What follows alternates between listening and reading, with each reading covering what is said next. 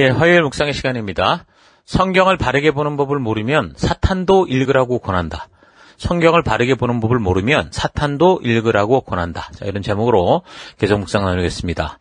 자, 데살로니가를 향한 첫 편지가 간지 한 5, 6개월 정도 만에 다시 이제 두 번째 편지를 보내게 되는 그 이유가 그리스도의 재림에 대해 오해가 생겨서 사회적 무리를 빚고 또 성도로서의 삶에 대해 오해하는 것들이 발생하면서 오히려 이제 하나님의 영광을 가리우는 일들이 생기게 되는 것 때문에 이제 바른 재림에 대한 교훈 그리고 그에 따른 성도들의 삶을 온전한 삶을 말해주기 위해서 두 번째 편을 들었다 그랬는데요. 어제 우리가 살핀 서론적인 부분들, 그러니까 이 편지가 다시 쓰여지게 됐던 이 역사적 배경을 알면 데살로니가 후서에 이제 어떤 내용이 담겨 있을지 우리가 대충 짐작할 수 있을 겁니다. 그러니까 전체 내용의 구조를 담고 있는 이 전체 표를 좀 참고하시면서 파워포인트에 있죠. 차분히 좀 읽어나갈 수 있기를 바랍니다. 자, 그래서 이제 전체 내용의 구조를 우리가 좀 살펴보면서 안의 내용을 좀 살펴가 보면요. 먼저 이제 1장에는 데살로니가 성도들에 대한 이제 많은 칭찬으로 이제 편지가 시작됩니다. 1장 3절. 형제들아 우리가 너희를 위하여 항상 하나님께 감사할지니 이것이 당연함은 너희의 믿음이 더욱 자라고 너희가 다 각기 서로 사랑함이 풍성함이니 그러므로 너희가 견디고 있는 모든 박해와 환난 중에서 너희 인내와 믿음으로 말미암아 하나님의 여러 교회에서 우리가 친히 자랑하노라. 그러니까 데살로니가 성도들에게 여전히 여러 가지 환난과 핍박이 계속되고 그래서 이제 따돌림도 있고 고난도 있고 역경도 있음에도 불구하고 자 그래도 이제 신앙을 까먹지 않고 잘 지켜가는 그런 것에 이제 감사한다. 이렇게 편지를 시작을 하죠. 이런 고난과 인내에 대해서 너희에게 이제 그렇게 고통을 주는 자들은 이제 심판을 받아서 영원한 멸망과 형벌을 받게 될 것이고 믿음으로 사는 너희는 이제 하나님께서 축복하실 것이다. 이제 커다란 영광을 누리게 될 것이다. 이제 그렇게 얘기를 해줍니다. 5절. 이것은 하나님의 의로운 심판의 표요. 하나님께서 여러분을 하나님 나라에 합당한 사람이 되게 하시려고 주신 것입니다. 여러분은 그 나라를 위하여 고난을 당하고 있습니다. 여러분에게 환난을 끼치는 자에게는 환난으로 갚으시고 환난을 받는 여러분에게는 우리와 함께 안식으로 갚아주시는 것이 하나님의 공의이시니 이 일은 주 예수께서 자기의 능력의 천사들과 함께 하늘로부터 불꽃 가운데서 나타나셔서 하나님을 알지 못하는 자들과 우리 주 예수의 복음에 순종하지 않는 자들을 심판하실 때 이루어질 것입니다. 그들은 주님의 앞과 주님의 권능의 영광에서 떨어져 나가서 영원한 멸망의 형벌을 받을 것입니다. 그러니까 사실은 이 사람이라는 존재가 소망이 있어야 살아갈 수 있는 존재거든요. 그러니까 다가온 상황과 환경이 아무리 좋고 잘 풀리고 배가 부르고 좋다고 그래도요. 그 하루하루 눈을 떠야 되는 그 이유 그 소망이 없으면 결국 인간들은 막 스스로 목숨을 끊을 정도로 파멸의 길로 가는 거. 그런 게 인간들이죠. 그래서 아무리 최악의 상황과 환경이 있다고 하더라도 사람에게는요. 소망이 있으면 살아야 될 이유가 있으면 절대로 그 상황과 환경에 눌리지 않고 절대로 포기하지 않고 살아낼 수 있는 게 사람입니다. 그 어머니들 보십시오. 여자는 약하지만 어머니는 강하다. 이런 얘기가 왜 나오는 겁니까? 그게 바로 이제 사명이요. 소망에 대한 얘기 아닙니까? 자녀들을 낳았고 이 자녀를 온전히 키우기 위한 그 사명이 그 어머니로서의 그 부름받은 그 부르심이 그 어머니들의 그 연약한 여자인데도 강한 어머니가 되게 하는 이제 그런 걸 볼 수 있죠. 그러니까 예수를 믿기 시작하면서 이 세상에서 살기가 불편해지고 많은 부분에서 인내가 필요한 삶을 살아야 되는 게 이제 성도인데 참 그런 성도들이 사실 이 땅을 살아가면서 정말 이렇게 어려움과 고통을 참으면서도 갈 수 있게 하는 그 힘이 뭐겠습니까? 소망인 거죠. 어쩌면 많은 교인들이 자기가 지금 인내하는 만큼 이 세상에서 그런 큰 대가를 받아서 다른 세상에 살아가는 사람들보다 더 잘 살아갈 수 있는 거 그런 걸 기대할 수도 있겠습니다만 그러나 하나님이 주시는 참된 축복을 누리기 위해서는 이 불법의 세상 이 가치 체계가 무너지고 하나님 나라의 가치가 절대적으로 통치되는 그런 하나님 나라가 돼야 되는 거죠. 그래서 성도들에게 참된 소망이라는 거는 예수님께서 다시 오셔서 완전한 하나님 나라를 완성하시는 거죠. 이 나라의 왕이 되시고 그래서 이 세상에 완전한 불법들이 완전히 사라지고 온전한 하나님의 뜻이 이 땅에서 이루어져서 온 백성들이 정말 하나님이 말씀하신 그 말씀에 따라 그 뜻을 따라 살아갈 때 진정한 축복과 참된 대가, 온전한 그런 기쁨이 오는 그런 날이 되는 게 사실 성도들에게 가장 중요한 날이죠. 그래서 이제 성도에게 가장 소망이 되는 건 바로 그런 하나님 나라가 임하는 겁니다. 그러니까 예수님의 재림이 그 하나님 나라의 시작을 알리는 거니까. 실질적인 이 하나님의 통치의 그 실제를 알게 하는 거니까. 물론 하나님의 나라라는 것이 하나님의 말씀의 가치를 따라 이렇게 순종하고 그 법도를 따라 살아가는 그 어느 곳이라도 그건 하나님의 나라라고 그랬습니다. 근데 이제 예수님이 오셔서 이루신 그 하나님의 나라의 완성은 온전한 정말 우리 모두가 그 천국이라는 곳에 살아갈 수 있는 그런 나라가 아닙니까? 그래서 우리에게 그게 소망인 거죠. 그러니까 그 시대도 어려운 상황을 겪고 있는 그런 이 사람들에게 하나님의 나라가 임하는 예수님의 임재는 정말 중요한 거고 그 재림을 꼭 기다리는 그런 상황이었다고 할 수 있습니다. 그래서 이제 바울도 복음을 전하는 곳마다 가서 이 이야기를 합니다. 이런 하나님의 나라를 소망하게 하고 예수님의 재림의 약속을 분명히 알리고 그래서 이 불법의 세상 속에서 우리가 고통을 받으며 살아가지만 그러나 결코 포기할 것이 아니다. 믿음의 길을 걸어야 된다. 그렇게 이제 격려를 하는 거죠. 그래서 이제 1장에는 이런 위로와 감사에 대한 편지를 하는데 칭찬도 칭찬이지만 좀 칭찬이 격하게 되는 그런 경우는 어떤 경우입니까? 그 다음에 지적해야 되는 좀 강한, 좀 따끔한 얘기들이 있어서 그럴 수도 있겠죠. 자, 그래서 뭔가를 강하게 이야기를 하면서 이제 데살로니가로 편지를 다시 보내야 될 만큼 이제 이 문제가 뭐냐? 그거는요. 예수님이 곧 오신다 해가지고서 이 사람들이 이제 일도 안 하고 그냥 뭐 이렇게 이제 이 질서가 무너져 버린 거죠. 그래서 사회적으로 문제를 만들고 말썽을 일으키면서 오히려 교회를 영적으로 아주 위험한 지경으로 만들고 있었기 때문입니다. 그래서 이제 2장에 보면 1절 형제들아 우리가 너희에게 구하는 것은 우리 주 예수 그리스도의 강림하심과 우리가 그 앞에 모임에 관하여 영어로나 또는 말로나 또는 우리에게서 받았다는 편지로나 주의 날이 이르렀다고 해서 쉽게 마음이 흔들리거나 두려워하거나 하지 말아야 한다는 것이라 이렇게 말합니다. 그러니까 예수님이 이제 곧 오신다라는 이 사실을 통해서 바울은 그 고난 중에 있는 성도들에게 희망을 버리지 않도록 격려를 한 건데 이제 이 말을 듣고 예수님의 재림에 대한 그 이 기대와 그런 소망이 과해졌겠죠. 그래서 마치 이제 예수님이 내일 오신다. 그런 것처럼 이제 생활을 하기 시작한 겁니다. 그래서 모든 일을 멈추게 됐고 또 가정에서나 교회 더 나아가서 사회적으로 이제 문제가 생기는 지경까지 간 겁니다. 오늘날로 말하면 시한부 종말론자들이 돼서 사람들의 마음을 초조하고 불안하게 만드는 그런 일들이 있었다라는 거죠. 그래서 그런 사람들의 말에 그렇게 기대는 좋으나 믿음은 좋으나 그게 과하게 넘어가가지고 시한부 종말론자들처럼 이제 곧 예수님 오신다. 이제 뭐 이 세상에 살아가는 게 무슨 의미가 있냐. 이런 식으로 말하는 사람들의 그런 말에 흔들리거나 두려워하지 말고 당황하지 말아라. 이제 그렇게 이제 전하는 겁니다. 요즘도 예수님이 언제 정확히 오신다고 장담을 하고 뭐 주장을 하는 그런 사람들, 그런 단체들을 보면 대부분 자기 이성으로 말하는 게 아니죠. 뭔가 자신은 하나님과 특별하게 통하는 어떤 영적인 사람인 것처럼 신령해 보이는 그런 방법들을 취합니다. 뭐 그게 이제 방언을 말하고 또 그거를 통역하고 이러면서 마치 자기들은 영으로 하나님과 직통하는 것처럼 뭔가 직접 메시지를 받는 것처럼 그런 식으로 해서 사람들의 주목을 끌고 또 던지는 메시지를 가지고 결국에는 사람들을 두렵게 만드는 거고 통제를 하려고 하는 거죠. 그래서 이런 사람들의 말을 들을 때 성경과 역사를 통해서 말씀의 가치로 바르게 준비되어 있고 성경이 이를 통해 말씀하시는 그 계시의 말씀을 통해 앞으로 그런 날이 올 때 어떤 상황이 있는가라는 걸 분명히 알고 있어야 되는데 그러지 못하고 그런 분별력을 가지지 못하는 사람들의 경우 이제 자꾸 이제 성경에서도 부분적으로만 들어왔던 게 많다 보니까 뭐 예를 들면 요엘서 같은 데서 보면 성령이 임하시면 뭐 우리에게 장래일도 알게 하실 것이다 이런 말씀이 있으니까 이제 이렇게 막 방언을 하고 뭐 통역을 하면서 마치 신령한 은사를 받은 사람들인 것처럼 말하는 이 말이 진리라고 믿게 되는 겁니다. 쉽게 속아 넘어가는 거죠. 그래서 우리나라에서도 1992년 10월 28일 그 자정에 예수님이 오신다 그렇게 주장했던 그 다미 선교회를 보십시오.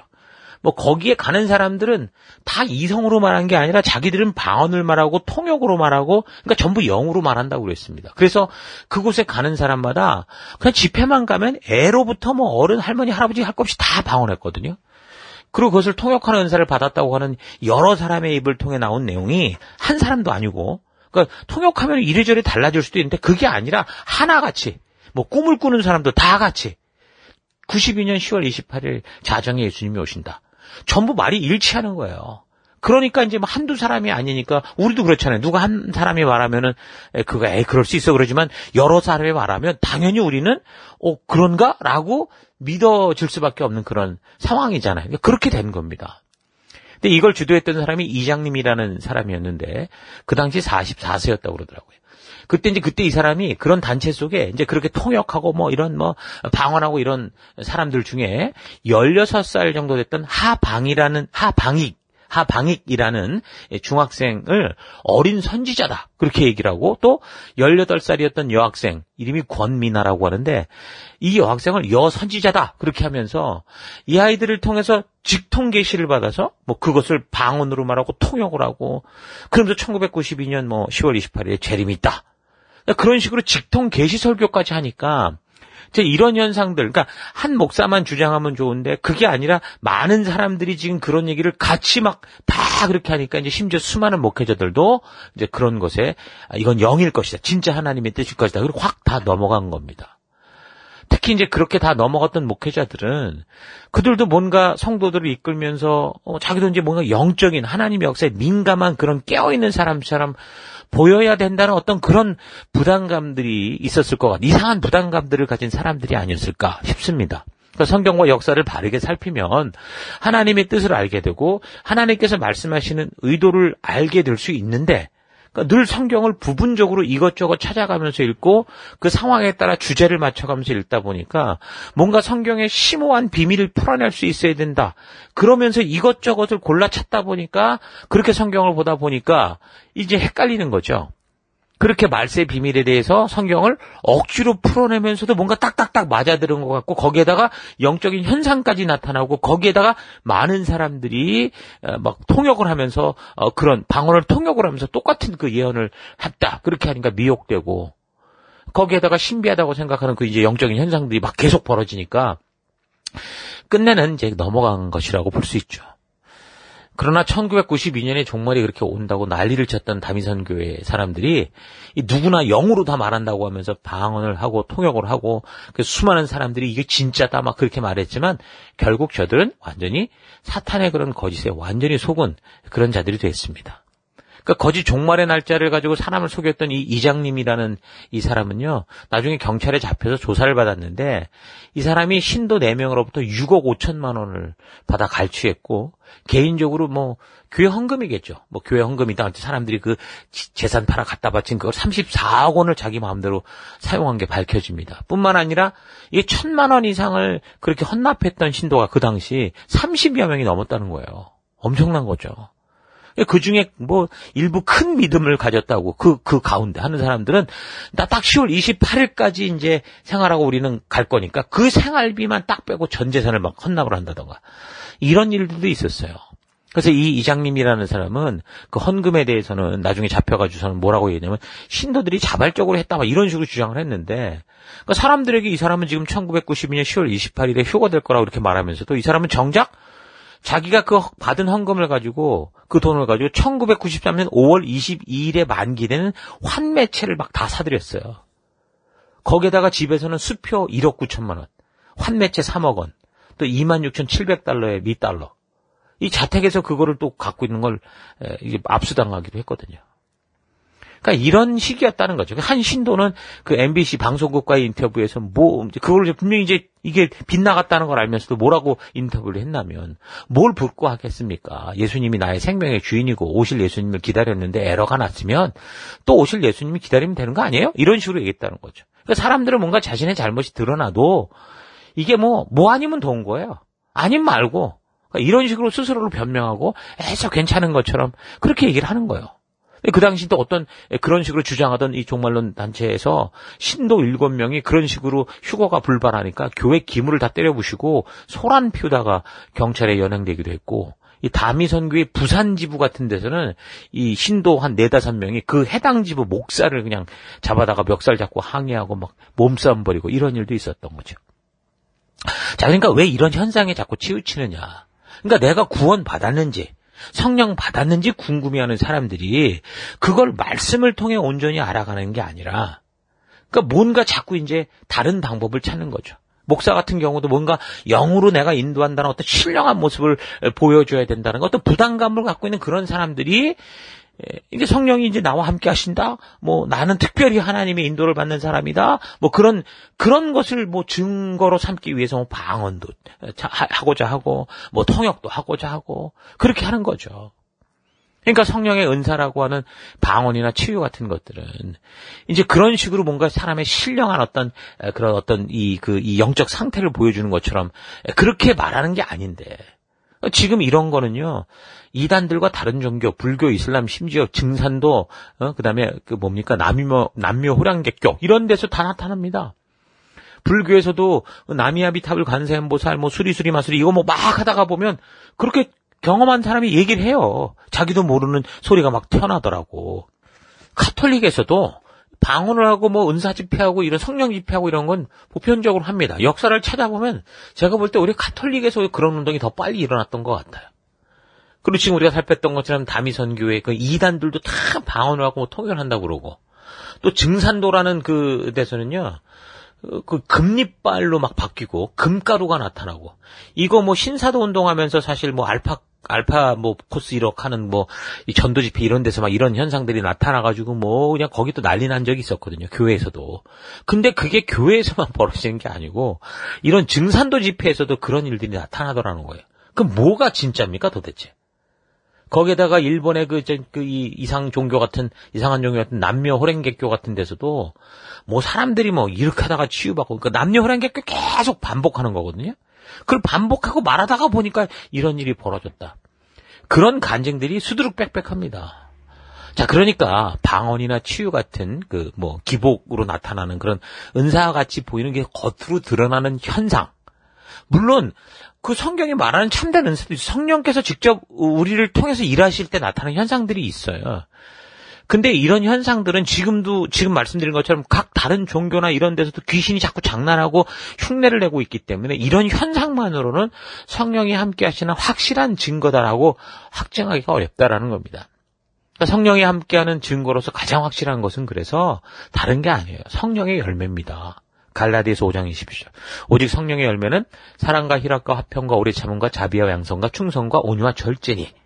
그러니까 성령의 열매는 이거는 귀신이 흉내내지 못하는 거고 그것으로 미혹하지도 못하는 겁니다. 진정으로 내가 영에 속한 사람인지 성령이 함께하는 사람인지는 그래서 이 바로 삶의 열매, 삶에서 나타나는 성령으로 말미암는 이 성령의 열매로서 확인할 수 있는 거죠. 어떤 사람에게 신령해 보이는 그런 영적 은사가 나타나는 것 같은데 정작 그 삶을 보면 일상의 삶에서는 뭐 제대로 하나 되는 거 없이 뭐 가는 곳마다 이간질에 가는 곳마다 파괴, 뭐 가정 파괴, 관계 파괴, 사회 파괴 이런 식의 열매를 맺는다면 그건 완전히 가짜고 그 입에서 뭐 방언이 나오고 통역이 나오고 뭐 무슨 천사의 말을 할지 몰라도 그건 귀신의 장난일 경우가 대부분이다라는 거죠. 지금도 우리 사회를 혼란에 빠지게 하는 이 신천지 같은 경우를 보십시오. 뭐 14만 4천 명만 채우면 뭐 육체, 영생, 신일, 합일에 이룰 수 있다 주장하면서 이 시한부 종말론 집단 아닙니까?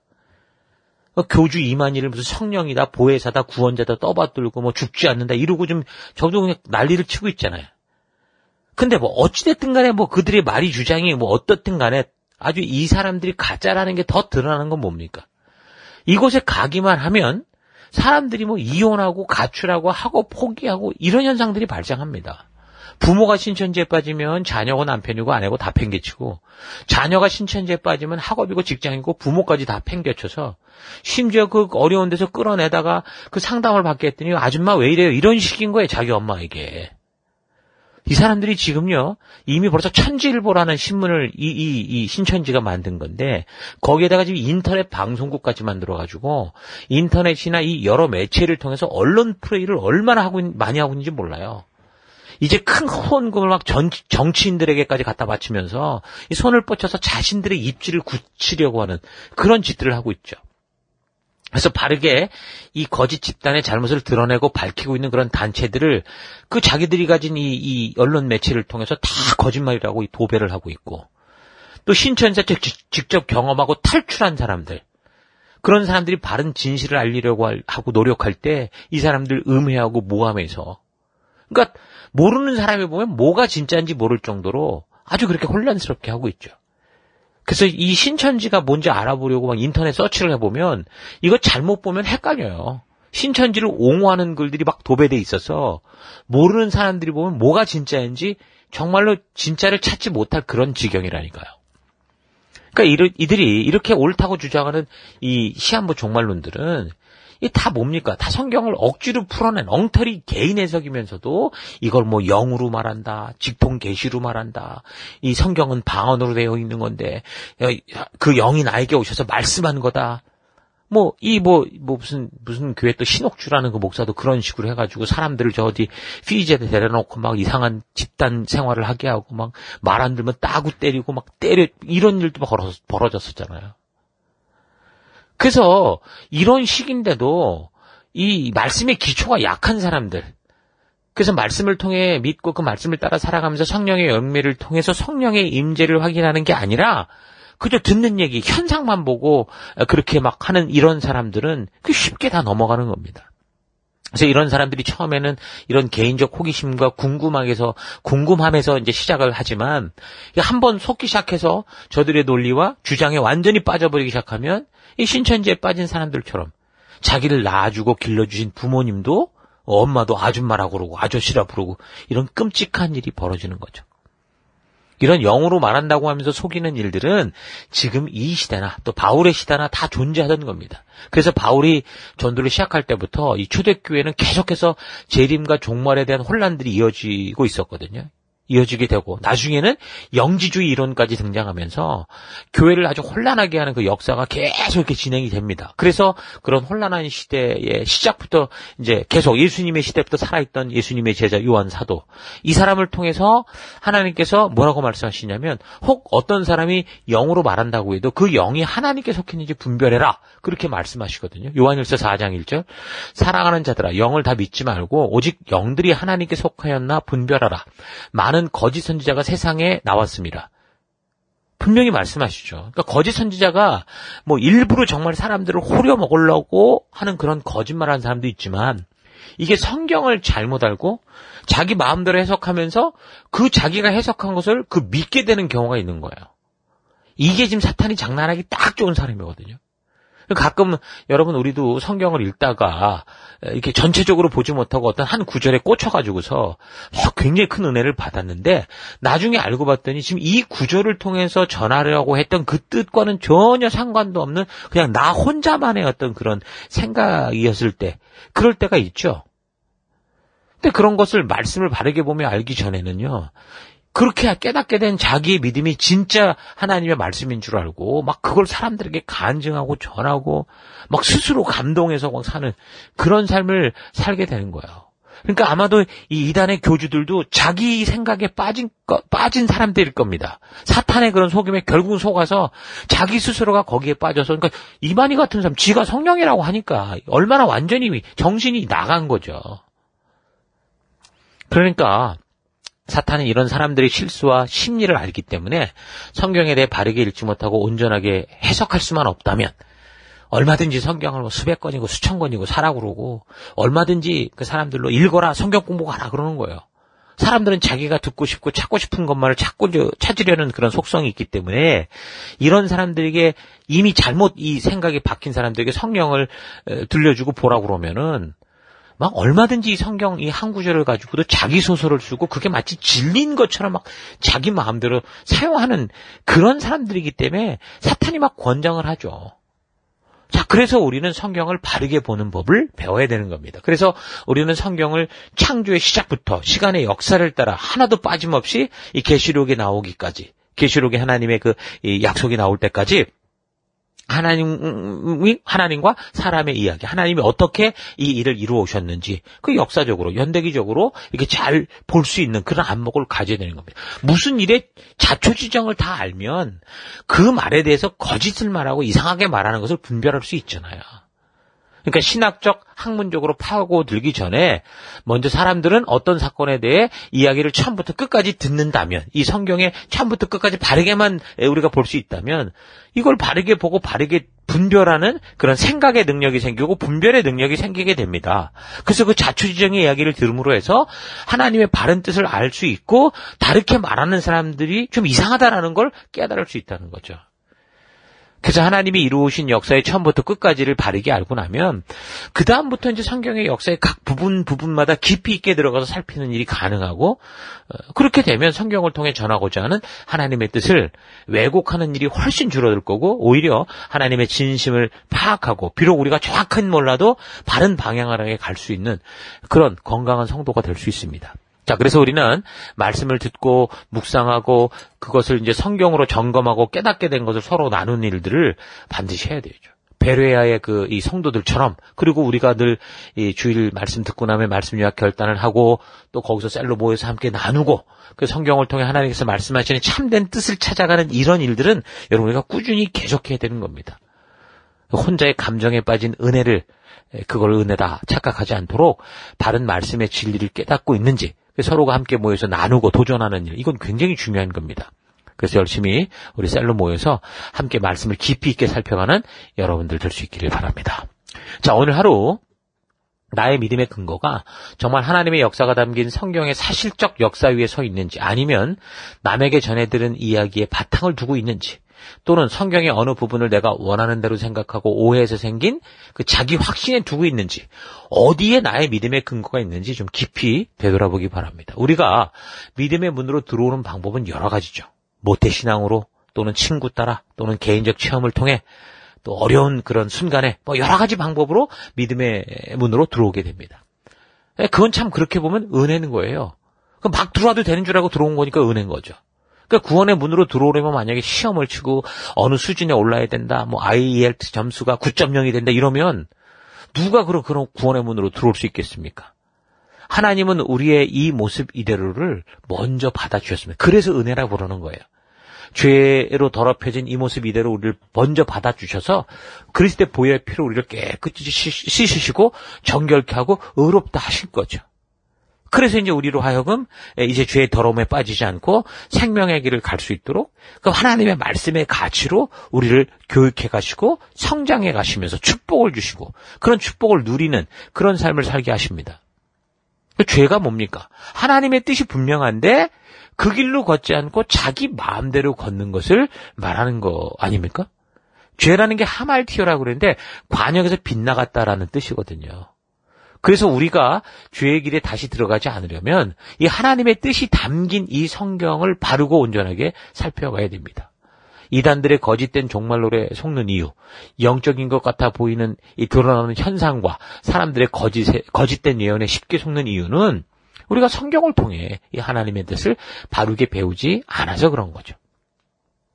데살로니가 교회에서 벌어졌던 이런 일들로 바울이 종말에 대한 다른 깨달음들을 좀 주었고, 또한 예수님께서도 마태복음 24장, 25장을 통해 또 말씀해 주셨었죠. 더불어 종말에 대한 확실한 가이드로 요한계시록까지 하나님은 성경을 통해, 말씀을 통해 우리에게 분명한 이 세상의 마지막 날을 준비하고 알게 하셨습니다. 그래서 우리가 신약을 살피면서 이 데살로니가로부터 시작되는 이 종말론적인 문제들을 좀 바르고 온전하게 알아갔으면 좋겠습니다.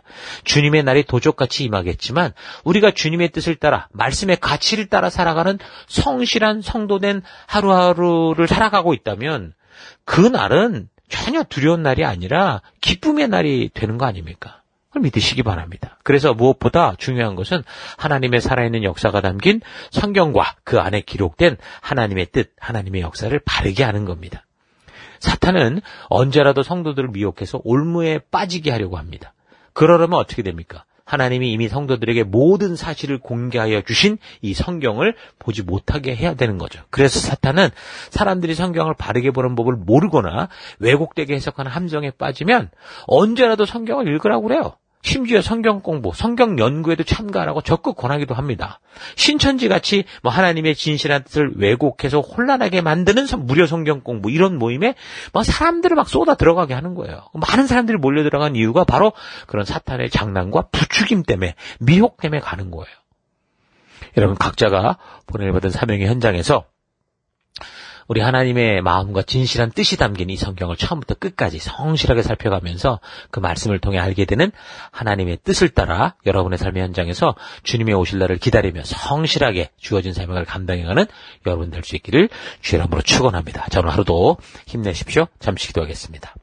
하나님, 이미 하나님께서는 우리에게 우리의 시작과 삶 그리고 종말에 이르기까지 생명의 길에서 떠나지 않고 축복으로 주어지는 하루하루를 두려움이 아니라 기대를 가지고 살아갈 길을 알려주셨는데 너무도 성경에 대해 무지했고 무관심했고 배우기를 게을리했고 여전히 주님의 뜻을 알아가는 일에 핑계와 변명이 많은 삶을 살아오는 것을 회개합니다.